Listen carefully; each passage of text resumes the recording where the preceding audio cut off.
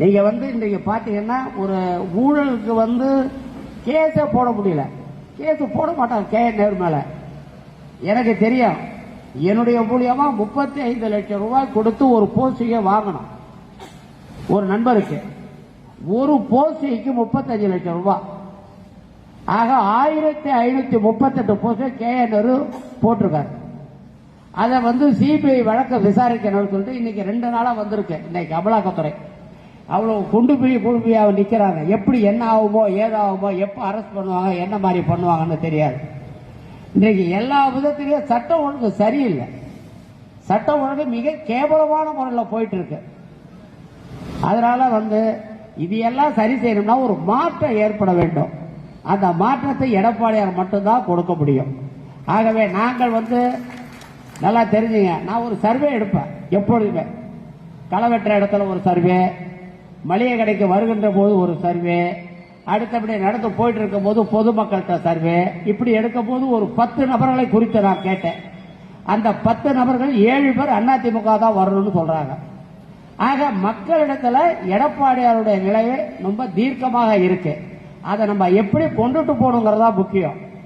ஆகவே சும்மா ஃப்ரீ கொடுக்கறாங்கன்னு சொல்லிட்டு அதை நம்பி நம்ம ஏமாற வேண்டியல.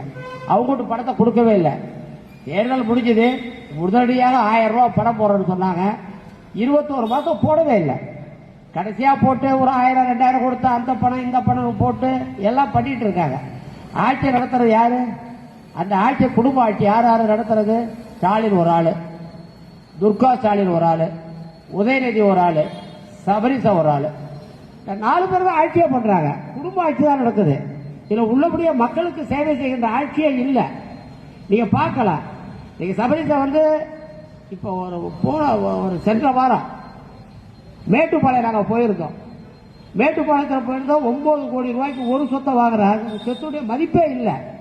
ஆக பணத்தை என்ன செய்வது என்று புரியாமல் அந்த இடங்களை வாங்கி போடுவது, 1000 ஏக்கர் 2000 ஏக்கர் வாங்கி போடுவது. இன்றைக்கு பிரேமலதா கூட அவங்க மாட்டிக்கிட்டாங்க.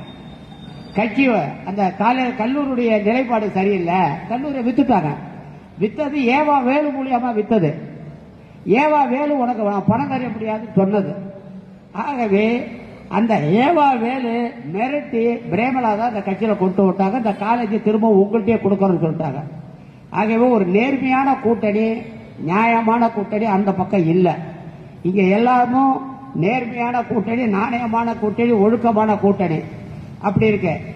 மரியாதைக்குரிய பாரதிய ஜனதாவோட மாநில தலைவர் கூட ஒரு வார்த்தை சென்ற மாதம் நினைக்கிறேன், முதல்ல திரிஷா விட்டு வெளியே வரட்டும் அப்படின்னு சொன்னாங்க. அது எத்தனை பேருக்கு தெரியும்? இன்னைக்கு கட்டிய மனைவியை விட்டுட்டு கோர்ட்டுக்கு போயிடுச்சு அந்த கட்சி. ஒழுக்க தனிப்பட்ட மனிதன்கிட்ட ஒழுக்கம் இல்லை. முதல்ல ஒழுக்க வேணும். ஒரு பொது வாழ்க்கைக்கு இருக்கிறவன்னா மனிதன்கிட்ட ஒழுக்க வேணும். தன்னுடைய மனைவி 25 வயசு பையன், 20 வயசு பொண்ணோட வாழ்க்கை நடத்த முடியாத ஒரு விஜய் என்ன கட்சி ஆரம்பிச்சு நீ என்ன பண்ண போற? யார் இந்த அட்மினிஸ்ட்ரேட்டிவ் பவர் கொடுக்கறாங்க? அட்மினிஸ்ட்ரேட்டிவ் பவர் யார்கிட்ட இருக்கு? நிர்வாக திறமை இருக்குல்ல, ஒரு நிர்வாகத்தை கொடுக்கிறோம். இன்னைக்கு மோடி கிட்ட கொடுத்துருக்கிறோம், அமித்ஷா கிட்ட கொடுத்துருக்கோம். இன்னைக்கு நிர்வாகம் ஒழுக்கமான நிர்வாகம். அனைத்து போஸ்டிங்களும் லஞ்ச லாவணம் இல்லாத போஸ்டிங் மத்திய சர்க்கார் போடுது. மாநில சர்க்கார் ஒரு போஸ்டிக்கு இவ்வளவு ரூபா, சத்துணவு அமைப்பாக இருந்தாலும் எந்த அமைப்பாக இருந்தாலும் ஒரு போஸ்டிக்கு இவ்வளவு ரூபா கொடுத்தாதான் போஸ்டிங்க போடுது. ஆகவே நேர காலம் கருதி வருகின்ற சட்டமன்ற தேர்தல் வேட்பாளர் கூட்டணி எந்த கட்சி கொடுத்தாலும் நீங்க அனைவரும் ஒற்றுமையாக இருந்து கோச்சி புடிச்சல் இல்லாமல் பெருவாரியான வாக்குகள் வித்தியாசத்தில் வெற்றி பெற செய்ய வேண்டுமாறு கேட்டுக்கொண்டு வாய்ப்புக்கு நன்றி விடைபெறுகிறேன். நன்றி.